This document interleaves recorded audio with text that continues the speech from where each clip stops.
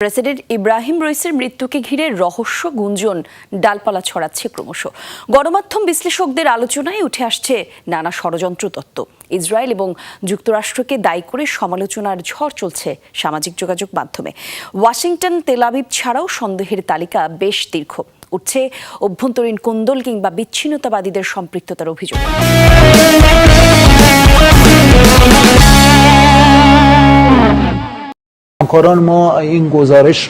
দুর্যোগপূর্ণ আবহাওয়ায় অস্পষ্ট ছিল কয়েক হাত দূরের জিনিসও। এমন পরিস্থিতিতে অন্য যে কোনো দুর্ঘটনাকেই হয়তো স্বাভাবিক মনে হতো, কিন্তু নিহতের তালিকায় স্বয়ং প্রেসিডেন্ট, পররাষ্ট্রমন্ত্রী সহ হাই প্রোফাইল ব্যক্তিত্বরা ছিলেন বলেই দানা বাঁধছে জল্পনা কল্পনা।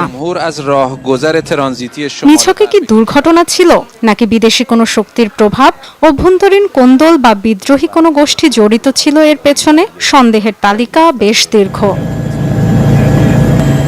কোনো পর্যবেক্ষক বলছেন, জোড়াতালির যন্ত্রাংশ দিয়ে চলা আকাশযানই কাল হয়েছে ইরানের প্রেসিডেন্ট রইসি ও তার সফর সঙ্গীদের জন্য।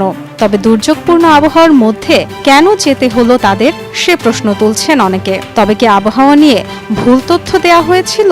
কারা দিয়েছিল সে তথ্য? ইরান নিজে কাউকে এখনো দোষ না দিলেও রইসির মৃত্যুর পর সবার আগে অভিযোগের আঙুল উঠেছে চিরশত্রু ইসরায়েলের দিকে। সামাজিক যোগাযোগ মাধ্যমে ছড়িয়ে পড়েছে তেল আবিব ও তার গোয়েন্দা সংস্থা মোসাদের বিরুদ্ধে ক্ষোভ। রইসির হেলিকপ্টারটির পাইলট ছিলেন মোসাদের এক এজেন্ট, ছড়িয়ে পড়েছে এমন গুজবও। সন্দেহের তালিকার শুরুর দিকে ইসরায়েলের মিত্র যুক্তরাষ্ট্রের নামও। বিদেশি শক্তির প্রভাব নয়, অভ্যন্তরীণ কোন্দলের বলি হতে পারেন প্রেসিডেন্ট ও শীর্ষ কর্মকর্তারা। আলোচিত হচ্ছে এমন কথাও, ইরানের সর্বোচ্চ নেতা আয়াতুল্লাহ আলী খামেনির ছেলে মোস্তফা খামেনির নাম উচ্চারিত হচ্ছে জোরে সোরে। অনেকেই বলছেন, রইসির মৃত্যুতে সবচেয়ে লাভবান হতে পারেন তিনি, কারণ খামেনির উত্তরসূরি হিসেবে তার পথের একমাত্র কাঁটা ছিলেন রইসি। ইরানের অভ্যন্তরীণ বিদ্রোহীরাও বাদ যায়নি সন্দেহের তালিকা থেকে। দেশটির বিভিন্ন সীমান্ত এলাকায় চোখে পড়ে তাদের তৎপরতা।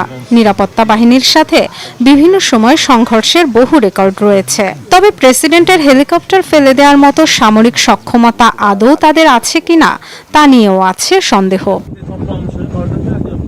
Dorothy Tasrin, Jamuna news.